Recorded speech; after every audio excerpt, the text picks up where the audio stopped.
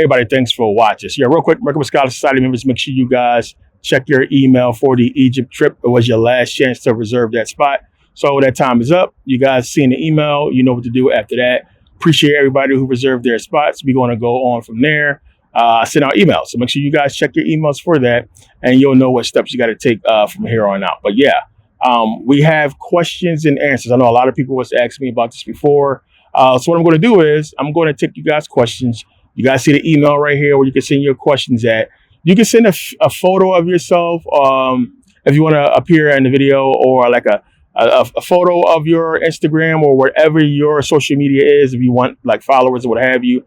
My son is going to read the questions for y'all, and then we'll answer the questions on the video. And that way your photo will get up there. You'll see your question will be answered, and then, we'll go from there. But I know you guys have been asking for that for a minute, but I haven't had anybody to really read the questions, and I didn't want to read it and answer it. It's better if somebody read it to me.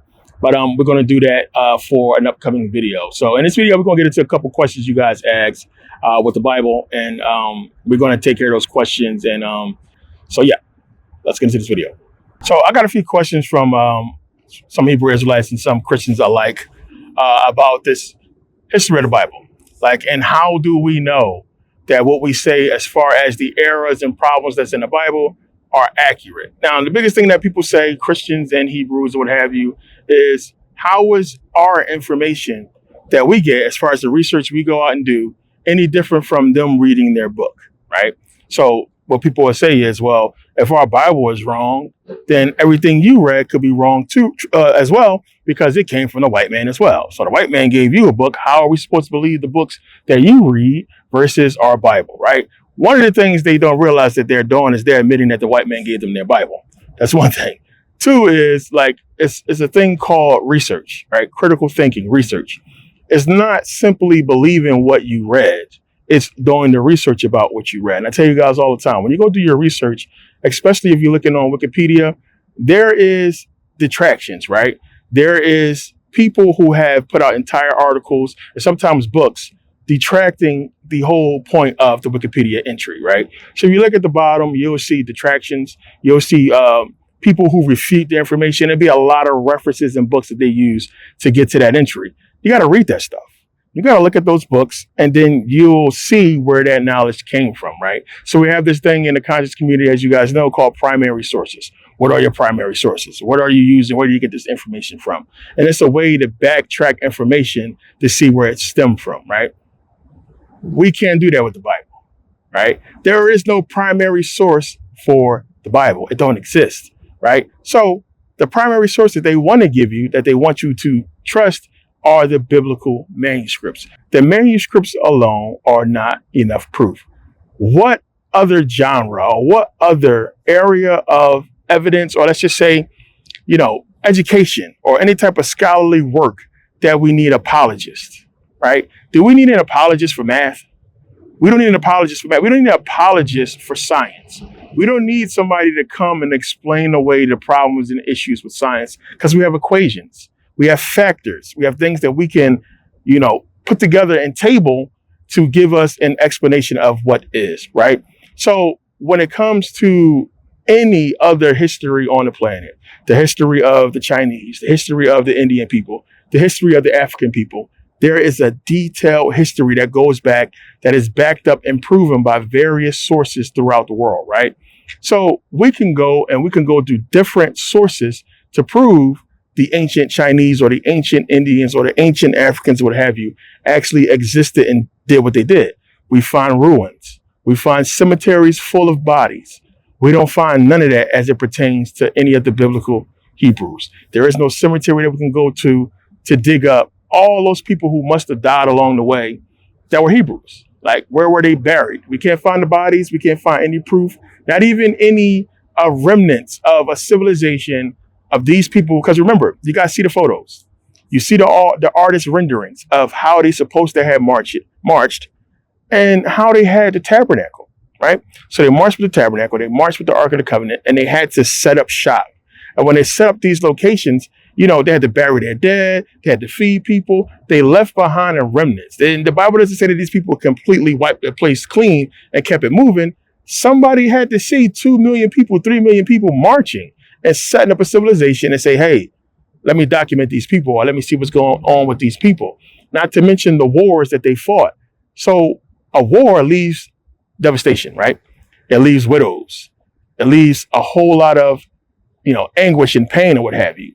Throughout the world, in every single major war that we can document, that we know existed and happened, there's some type of evidence. There's some type of anguish or what have you. A war leaves evidence, right? A war is going to leave a trail of bodies, weapons, or what have you. Whatever it is, it's going to leave something that somebody's going to find and document. We don't find this pertaining to any of the wars that the Hebrew Israelites are supposed to have fought. But we do find it in wars that would predate their wars. So how is it that we can find wars that happened thousands of years ago with the Greeks, thousands of years ago with the Egyptians, and have artifacts, but not have none pertaining to anything that the Israelites did? Because that's biblical. That's what's in the book. So the difference between you guys reading the Bible and us going out and doing our research is that we have actual proof, right? The so-called proof as it pertains to what you're using biblically, I talked about before, the shards or what have you, or the pottery, that can't be proven. That can't even be proven to pertain to anybody biblical. So just because you found a shard or some type of writing with Paleo-Hebrew doesn't prove the entire Bible, doesn't prove any of the stories. One, we don't even know what that shard or what that artifact pertains to biblically. It's just something that they found that they said belonged to a certain person. So the whole, Jehoiachim tablets, the whole tablets of Jehoiachim and Jeroboam or what have you, none of that shit is proven. David, the cylinder seals, everything that we have that's supposedly pertaining to, and I crushed the Cyrus cylinder seals. I crushed that in the last video. That does not talk about the Hebrews at all. It's talking about a people basically saying that it can pertain to anybody that's in exile. It's not pertaining to biblical Jews. It does not once say anything about the Jews. The ancient Persians, and understand this, you can look this up yourself, they never mention any Jews or Hebrews. Same thing with the ancient Greeks. Herodotus never mentions any Jews. How is a Greek historian, an ancient Greek historian, who wrote about everybody? I talked about him. I talked about, we know about Pythagoras, Thales, all these other Greek historians that existed. None of these people mention any Jews. So people who were alive that's documented around that time, not one of them mentions any Jews. And anything that people find that pertains to a possible mention of them, it's a far reach. And the Merkabah Stela, I broke that down. Everything that they put out there that has, any type of merit to it that a lot of people are harping on, I probably crushed it already and showed you that it's not what you think it is. So when we do the comparison, when we look at the Bible, which is your only source for the historicity of the Bible, right? That's it. It's just the Bible. There is no source or no primary source or any book that backs up the Bible and its story as far as proven history. So you just got that book. That's why the Black Hebrew Israelites use that book only when they're making that point. What we have is real proven history.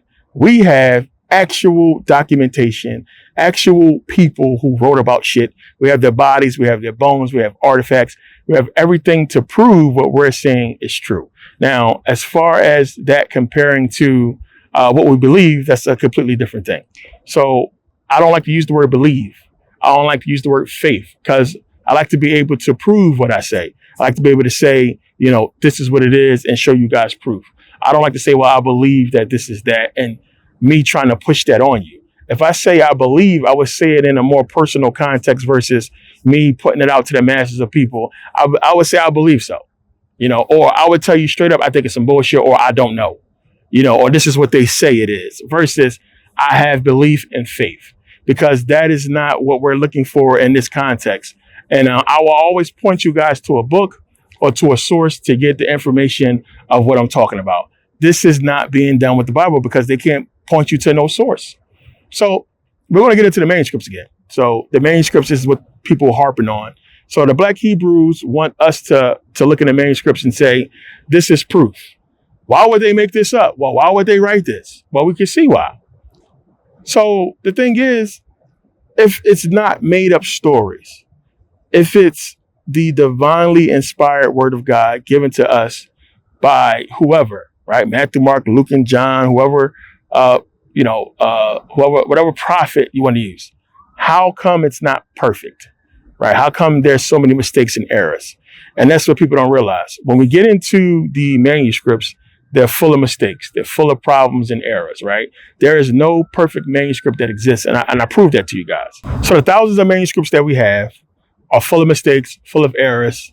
I broke that down in that Getting the Bible and Christianity Finally Explained when I read to you guys in Greek from Codex Sinaiticus and showed you where they messed up at in these manuscripts, where Jesus Christ does not appear in any of those manuscripts. So that's a major flaw right there. This is what they don't teach. So my whole gripe with the people asking these questions, as far as how are we looking at our research, we're looking at our research from a research standpoint, how research is supposed to be done. I broke this down. You have something called empirical research, which is what they use, right? If you say historically proven, then it's proven. Whenever you use the word proven, then it's proven. Historically accurate is completely different. I broke this down. But proven is proven. And it'll be proven because it's been backed up by empirical research, which when you go embark upon empirical research, you're taking your research findings and you're submitting it to academia, meaning you're going to submit that research to a college, to a university, to scientists, and it's going to run the gauntlet of empirical research. So you present your evidence to this researcher, they're going to look at it and they're going to put their notes in. Then they're going to submit it to a university and they're going to have a bunch of PhDs or a bunch of eggheads go through the whole thing and they're going to rip it apart. And then if they can't support it, they'll say this is unsupported. We can't substantiate this. This claim that you made is absolutely bogus. They're going to rip it apart. But if it's all backed up and you got everything lined up, whatever researcher you use, whatever scientist you use, all the information is going to be compiled to pass empirical research, right? And it's going to be proven, right? That's how we get to proven on a scholarly level. Nothing biblical, absolutely nothing. No manuscript, no shard, none of it has been proven by archaeology or empirical research, right? So this is where we stand. So again, I told you guys, like we're doing this stuff in truth. We're doing this to say we did the research and we're trying to get to the bottom of it. Not to say that, oh, we just don't want to believe in God because we want to believe in Osiris or we want to just sin for the rest of our lives. It's to get to the bottom of it, because if you're going to trust your, let's say, soul or your life and how you live this one life you get to a religion, you better know what the fuck the religion is talking about. You better know if it's true or not, because you can be doing yourself a disservice and not living your full potential or the best life you could be living because you're hindered by this belief you have in a religion that's never been proven true. Something you got to think about. So the task is to do your research. And when you're doing your research, to do your research in truth, not look at the sources that's going to be backing up what you want it to back up. So I'm not going to go and research the Bible by talking to a priest or talking to a pastor, because they're going to tell you, well, you got to have faith or you got to believe. I'm not going to look at sources that is funded and backed by the church, because they're not going to give you the proper information, right? So in response to the last video that I did with my son from the Hebrews, and then of course some Christians saw it and had a lot of questions. Yeah. The information, a lot of it I present is from books. Of course, information existed long before I did. So when you go and you embark and you do this whole research thing, you're going to read books. You're going to read books that white people wrote. You're going to read books that black people wrote. You're going to read books that, a lot of different people wrote. The difference is I don't simply believe what I read. I go and do the research. You can't say that if you're a Christian. You can't say that if you're a Hebrew Israelite. You can't say that if you're a Muslim. You have to go based upon faith, right? And it's wrong for you to even question these things in a lot of these religions. We choose the latter. We choose to question these things and go look for the knowledge. And that's exactly what your Bible is telling you to do, right? The heart of the wise seek knowledge, right? Know the truth and it shall make you free. And it's giving you these little hints as to what you need to be doing, right? Nowhere in the Bible does it tell you to be stupid. Nowhere in the Bible does it tell you to not seek knowledge. It tells you on multiple sources that's popping up on your screen right now. So, if the Bible is telling you to go and seek knowledge, go and seek it. Go and look. And when you go and look, you're going to find out that everything that's your pastor's been teaching you and what the Bible is alluding to is basically not what it seems. So has anybody asked a Hebrew Israelite, what is the overall goal of their doctrine? What do they want? Right? Because they believe we are all cursed and that we should be just sitting back and waiting for the end times and, the white man, I guess, to come into absolute power. And then, any minute now, Jesus is going to come and enslave them all. Because that's the gist of it that I get, right? So, to keep it real, if you read the biblical story and you understand what the Old Testament is talking about, they had a covenant with God, right? They had a covenant. And they broke that covenant by disobeying God, which is the stupidest shit I ever read. Because like I said, there's no way in the world that a people that intelligent and supposed to be that spiritual, because to me, black people today are more spiritual than the Israelites in the Bible. And they witnessed the power of God. They witnessed true power. So how could you be in bondage to where you're dying, you're being starved to death, you're being whipped, everything that was happening to the Hebrews in Egypt or what have you? Then this one man comes and sets you free, defeats the Egyptian army. You guys go out and see the power of God, see the power that Moses displayed that come from God. And then you wander for 40 years and nobody ages a day. And then you come out of it. And then you have this power, the Ark of the Covenant. You're conquering people. I mean, everything that these people saw and witnessed, all of that just to keep disobeying God. It don't make sense. So it's a story that is giving you that you got to understand that's esoteric more so than motherfuckers just being stupid and disobeying. Because the black Hebrews that had you believe that we obey God. And for that, we were put into slavery. We were put into bondage, right? You guys read the Bible. And now today, because we're obviously no longer in bondage anymore, but we kind of sort of are. But, we have black millionaires. I made millions of dollars myself. We have rich black people all over the planet. We have billionaire Africans. How is it that this curse is supposed to pertain to us, but some black people are rich and famous, some black people are rich, some black people are doing just fine despite this curse, right? So what is that? What does that mean?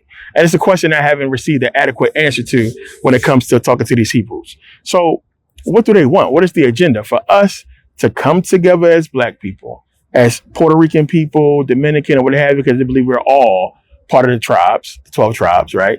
We're supposed to all come together, follow the Bible in truth, re-spark this covenant, this new covenant with God or what have you, obey God or what have you, and then everything's just going to be fine. How the fuck does that seem logical this day and age? Just think about that. That would never happen, right? So if you think about it, if God knows all, we were doomed from the start because he knew this would happen. He should have known we would have disobeyed, and he should know that there's no way we're ever going to come together before the end of the world. So they were doomed from the beginning. So why make a covenant with the people if you know all? Why make a covenant with the people if you know that they're going to disobey, if you know that there's no way in the world they're ever going to come together and unite to basically serve you under one banner or what have you, right? So God knew this from the start. We were doomed from the start. And then now we're supposed to sit back and just wait for the end of the world to come to get what? Because there's no way we're ever going to come together again, right? So if we're not going to come together, and I guess these black Hebrews believe that they're going to be the people that's going to receive God's blessing, right? Because remember, the Bible says only a small amount of people is going to be saved. And they believe that they will be a part of that, 144,000, whatever the number was, that's basically going to be saved during the end times or the rapture, whatever one you want to take. And everybody else, we're just going to burn and we're all screwed because we're not coming together. But they are sticking to the covenant. I'm going to tell you this. I mean, if you go, some of the most crazy, crookedest shit is happening with those guys. I don't believe in, everything that they're doing as far as it pertains to them being able to marry 12-year-olds, 14-year-olds, or what have you, have sex with little girls who just had their period, all the sick stuff that happened within their faith that they believe is they can do. It don't fit. Their reality doesn't fit with today's structure, today's society. And there's no way in the world that with today's society that black people will ever come together under a religion since we have so many of them. So if God wanted black people in America to somehow, because we're the true Jews, to somehow come together and obey, why do we have so much separation that he put in place? Because the Muslims will tell you that they have the true doctrine. The Christians will tell you they have the true doctrine, right? And it's more backing the Muslims and the Christians than the black Hebrews, right? So where does this leave us, right? You're supposed to just wait. Don't do shit. Just wait. Follow the commandments of God. Don't do anything. Don't be rich. Who does that benefit? Because you're waiting to die. You know how many people have been waiting before you? I've been hearing this doctrine since the early 90s. It's been around for a long time. There's a lot of people who die waiting for this stuff to happen, and it hasn't happened. So what I get from the Black Hebrews is, what's your plan, bro? So if we're not supposed to just serve God and come together, what's your plan for us? And I told you guys, I kept it real with y'all a long time ago. Black unity will never fucking happen. It's not going to happen, not in our lifetime. And it's not going to happen because of religion. It's not going to happen because of social media, hip hop, the entertainment industry, and everything that exists. Because the evil and envy that exists, it exists to keep us apart. It's not for white folks. It's not for Asians. It's for Black people specifically to keep us apart. Just like Genesis tell you, they came down and confounded our speech. Genesis talks about everything that they did to keep us separate. Everything that's been done throughout history is to keep Black people exactly where we are. And that's what we got to realize. It's not realizing that we curse.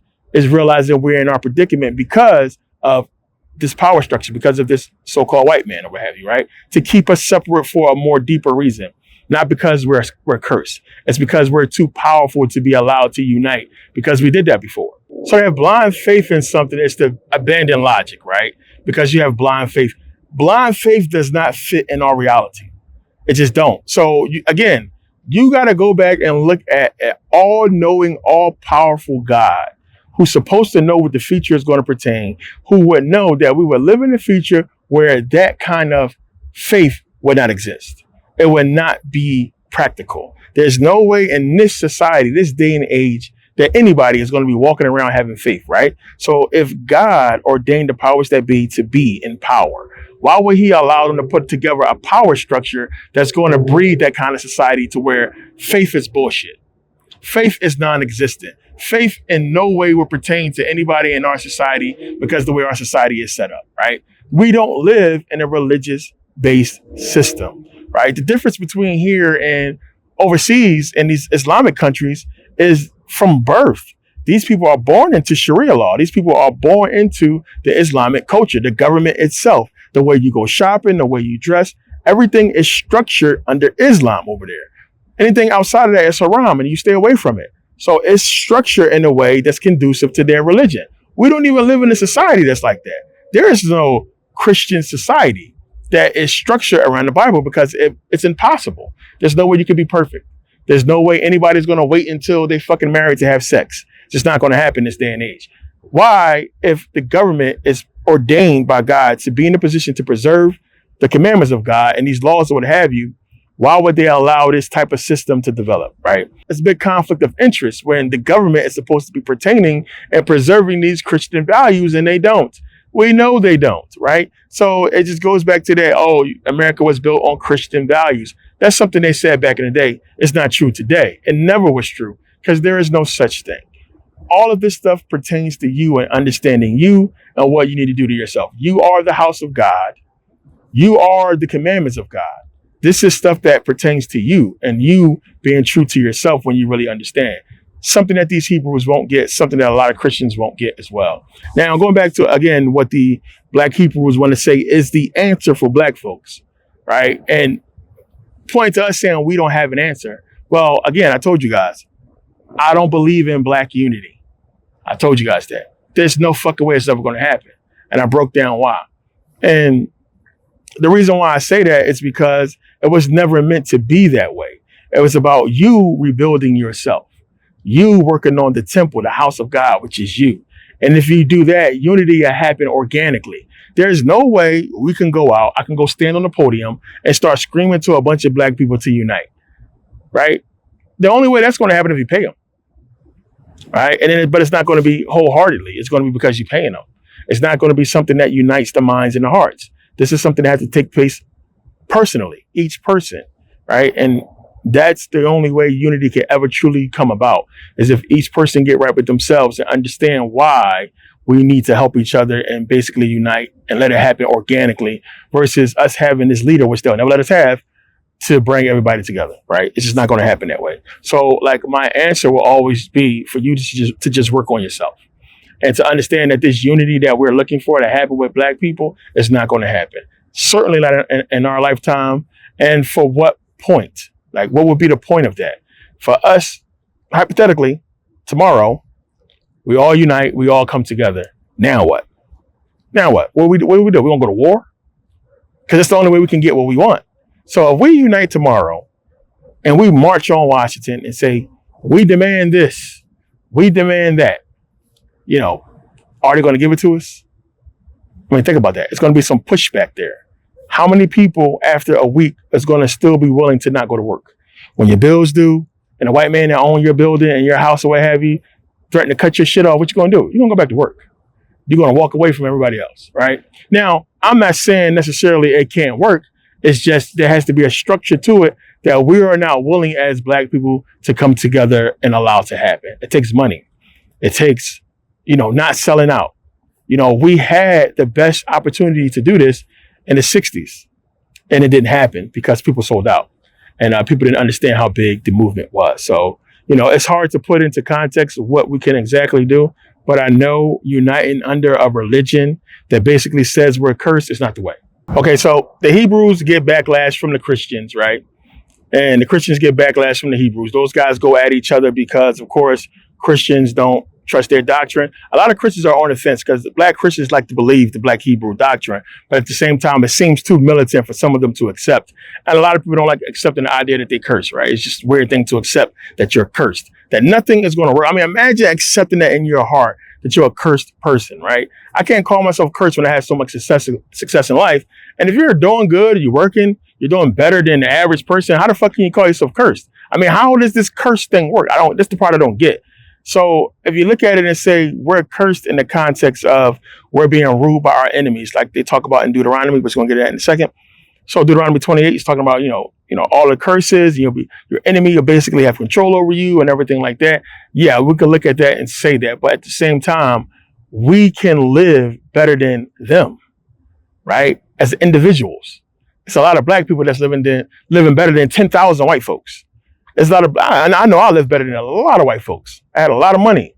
And it's a lot of celebrities and rich people that's living better than a whole town of white folks. So, how does the curse come into play with that, right? And then people will say, they'll say, well, they sold to Satan. They only live in that way because they rich and famous. But you have business, Black men in business, Black men who own their own company, that have that kind of wealth, that have more wealth than basketball players that are not famous, right? So there's a lot of ways to look at it. But the biggest question or the biggest backlash I got from the last video, of course, is the Deuteronomy 28 situation. And I broke that whole thing down. And you guys got to understand, like when we're talking about the Deuteronomy 28, a lot of people believe that it's 2,000 years old. So they look at it and they say, well, this was written by Moses and, the tablets were put in the Ark of the Covenant over 2,000 years ago, right? So Deuteronomy and all this stuff was written, which I don't know how Moses wrote all these other books when he was dead. That's another question. Moses died and, somebody still kept writing the Old Testament. Who was that? So if we can't prove that, then what is it? It's something that's unproven, right? It's something that's a story. It becomes mythological. It becomes more of a fantasy. So we get into the biblical manuscripts, we get into the book itself. There's a lot of stuff we can get into. Now, as far as getting into Deuteronomy 28 itself, again, it was not written over 2,000 years ago by Moses. We can't prove that. We know that the King James Version was written between 1604 and 1611, and there's no way we can prove that God basically told, King James and his scribes to go ahead and create this doctrine. So I know a lot of Black Hebrews that's on the fence. They put their faith into that Deuteronomy 28. And as I said in the last video, and I always tell you guys, I get it. Because again, there's no way you can read Deuteronomy 28 and not believe that it's talking about Black people. Clear as day it is. But I gave you the explanation as to why. And again, you got to remember, written between 1604 and 1611. What Deuteronomy 28 is talking about in the King James Version is not the same as it says in the older manuscripts, which I've shown you guys that. So you got to understand that was written 1604, 1611 to basically pertain to us today, for us to read during that time up until now. How is it that King James, supposed to be a Black man, is going to give a doctrine to people who can't even read the shit, for them supposed to have believe in and trust as being their doctrine to explain why they curse. But at the same time, the white man reading the same shit and accepting the same shit. That don't make sense, right? And people will say, well, they're doing it because the white man tricked them too, and they believe that they are Jews and so on and so forth. Then why would God allow this confusion? And then it's the parts that I hate that Christians and Hebrews do is ignore the obvious, right? Ignore the talking snakes and donkeys. We're not going to talk about that. Ignore that. Ignore Ephesians 6:5, right? Slaves, obey your earthly masters as you would obey Christ or what have you. And you know, they get mad when we point that out. And it's like, I don't understand like how that should be enough. If you're a Christian or a Hebrew, that verse should be enough for you to understand, hey, a white man wrote this.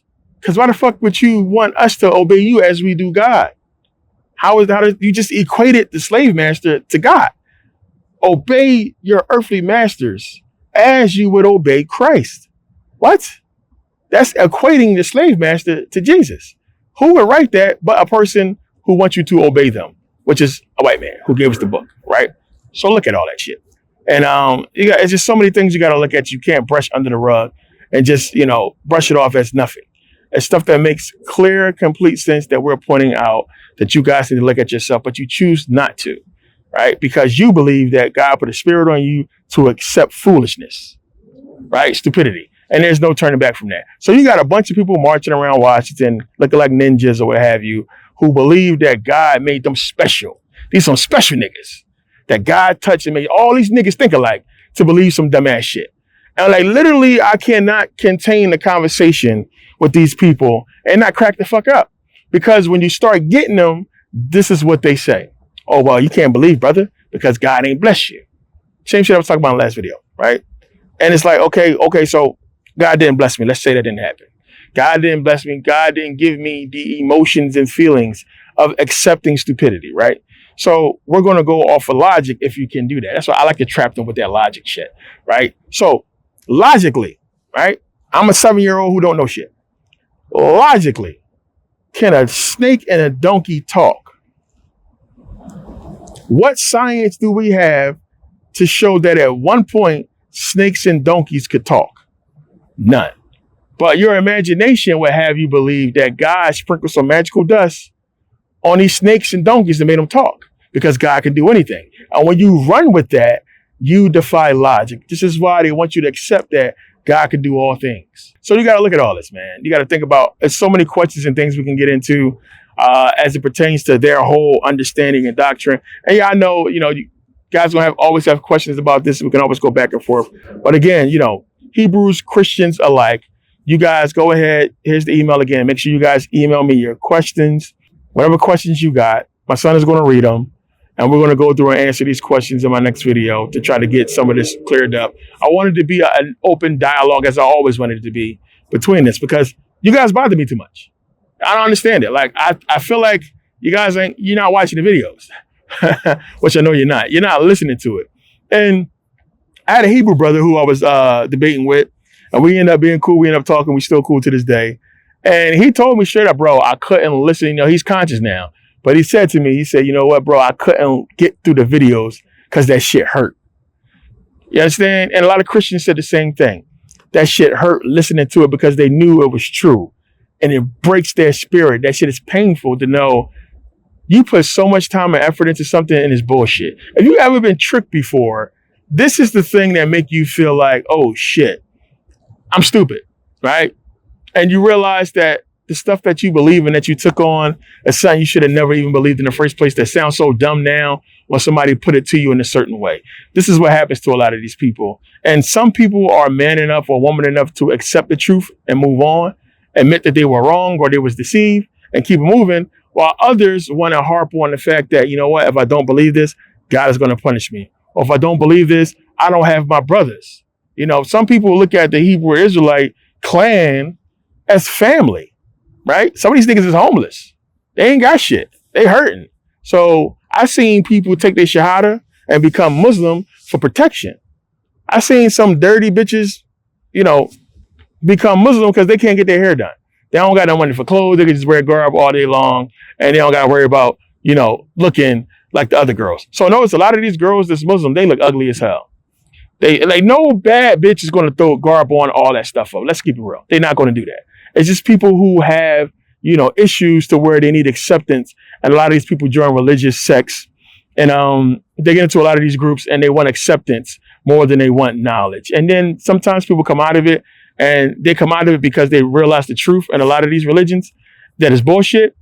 And then they want to know some real knowledge, and that's how they end up finding me. So that's what happens. But yeah, make sure you guys put your questions in and email me your questions. Just title it "Question for Merkabah." When you go ahead and leave the description, "Question for Merkabah," right? And then put your question, add a pic or what have you. If you want your pic to be up there, or you can send a video. So another thing you can do: send a video of yourself asking a question. You can email it to me or what have you, and we'll go that route. Anyway, you guys want to do it, because I get so many emails now, I can't even go through all this. But make sure you guys are, asking intelligent questions, and something that I probably didn't touch on, but we'll see what you guys have, and we'll go ahead and answer. I feel like I answered everything already, but supposedly I didn't, so we'll see. But yeah. I'll see you guys next video. Thanks for taking the time to watch. All links are in the description. Make sure you guys join the society. Make sure you guys, books will be coming up soon. Like I said, we did a test run. And when you guys get those books, make sure you guys send me photos. Everybody who ordered the book, when you get the book, make sure you send me photos, because this is what I want to show people. So when those books start coming in, you guys make sure you guys send me pictures. So we got a lot coming up. We'll get into this next video pretty soon. See you guys next video. Scholar Society members, make sure you guys check your emails. All right. See you guys next video. Peace.